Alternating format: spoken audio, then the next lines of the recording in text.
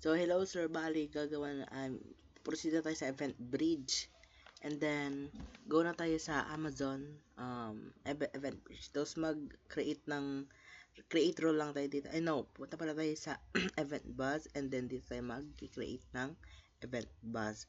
And then, dito maglalagay lang tayo ng name. So, nilagay ko na yung name ng aking gagawing project. And then, dito sa inscription. So, yan. I-default lang yan. And then, create. So, kung nakikita natin, no, na-create successfully na siya. And then, mag-send event lang tayo dito. And then dito, default lang yan yung pangalan ng aking project na ginagawa. And then dito, maglagay lang tayo ng event. So, ang lagay natin is my e-commerce e-commerce apps. So, dito, ilalagay lang natin yung order created. Yan. And then, all goods na. So, dito, sa event rule, dito tayo maglalagay ng codes natin. So, may coded na ako dyan. Kakopy ko na lang yan. And, paste ko yan. Dyan. So, kung nakikita nyo, no, may mga attributes tayo na nilagay dyan. Gaya ng ID. Yan. Yan, mga yan.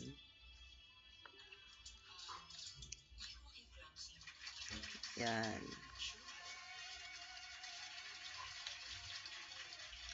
So, JSON file pala yung ginamit natin, which is nag-valid na siya. So, kung nakikita nyo dito sa baba,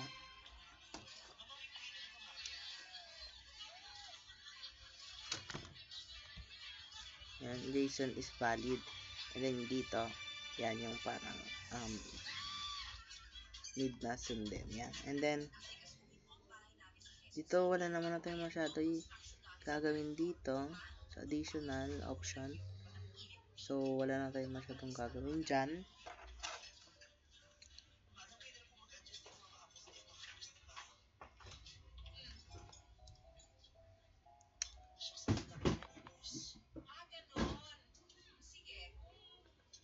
So, copy na lang natin itong itong codes na to kasi may lalagay natin siya sa mamaya. So, wala naman ng i-close na natin and then punta ulit tayo sa ating event bus and then click lang natin to and then mag-create role lang tayo dito, event role. So, click lang natin yan sa rules. Then, select lang natin yung project natin and then create role.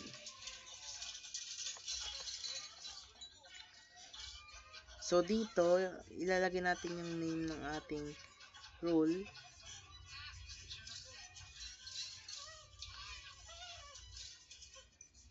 And, ano bang maganda?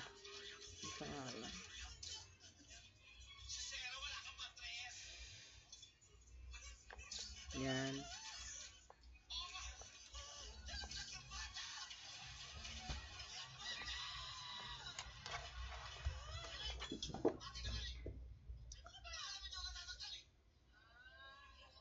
Gawin natin capture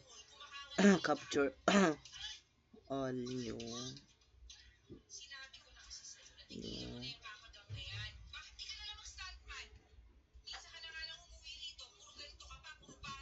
created or newly created. And then default na yan. Next na natin.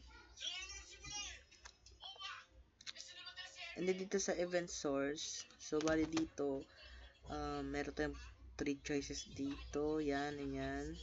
So device source. So yan, pipili natin is the other.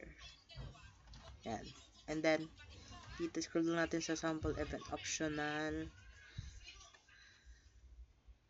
So bali dito may 3 choices. So Um, yan kung nakikita nyo yan so yan ang pipiliin natin, and then bali kukunin natin yung kinapin nating code, and then ipe-paste natin dyan, and then scroll down lang natin sa created method, and then may 3 choices ulit dito.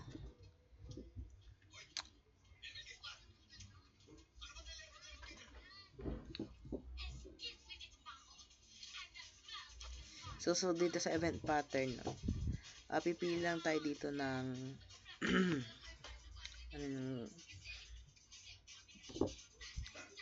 so dito pipiliin lang natin yung ano na nga ba yung dito, kalimutan ko.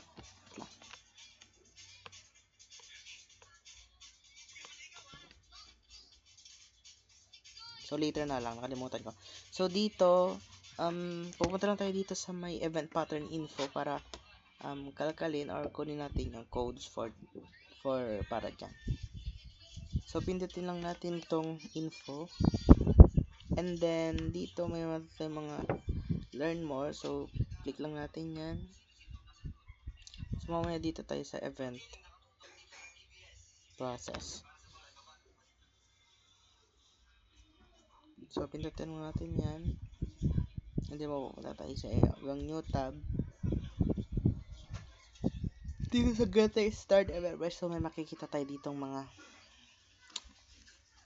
yan, mga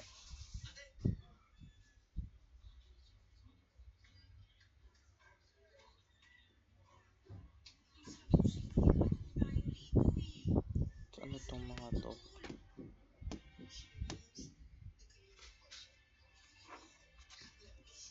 So next natin dito sa may what is Amazon Bridge. So parang explain yan kung ano yung Amazon, may mga video dito, dito panoodin, and then dito na natin kukunin yung codes natin. So sa Amazon Bridge, ito yung codes natin kanina, no, sa ating JSON file, and then ito yung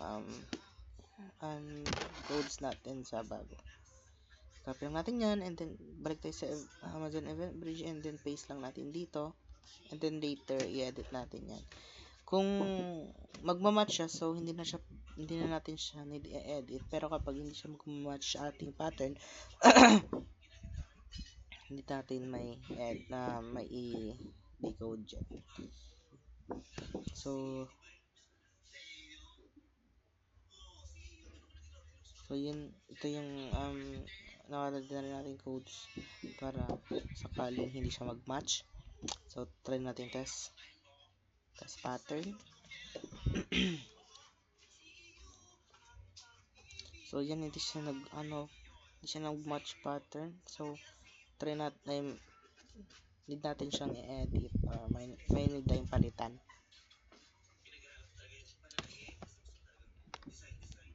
So yun, so test natin, so okay na. So bali ang pinalitan ko lang dito is the quantity.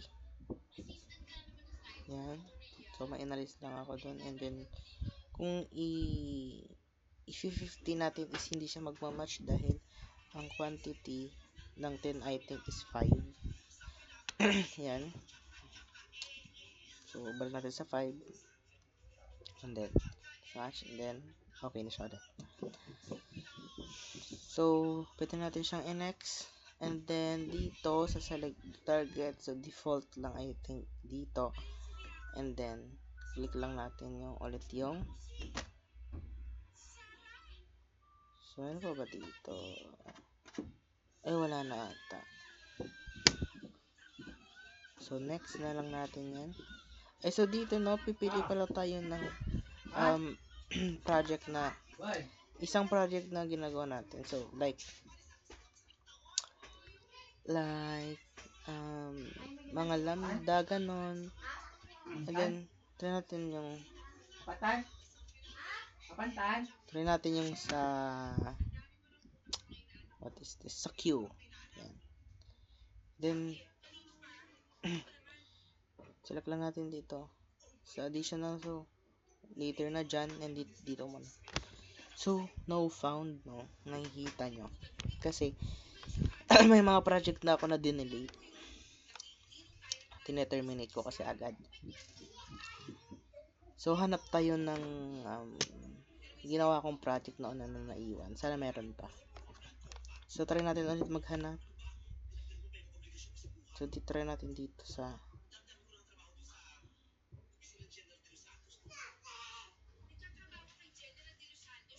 dito. So, no found pin. Try natin dyan. No found, no result.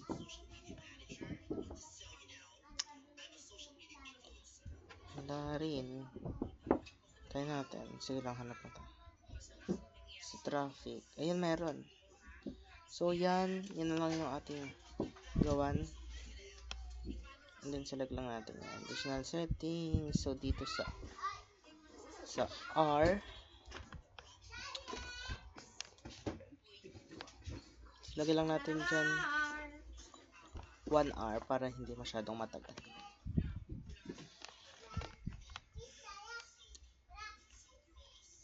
And then dito sa ating lagay lang natin is 5.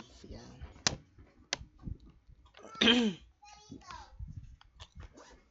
And I think wala naman ng then so far wala naman na.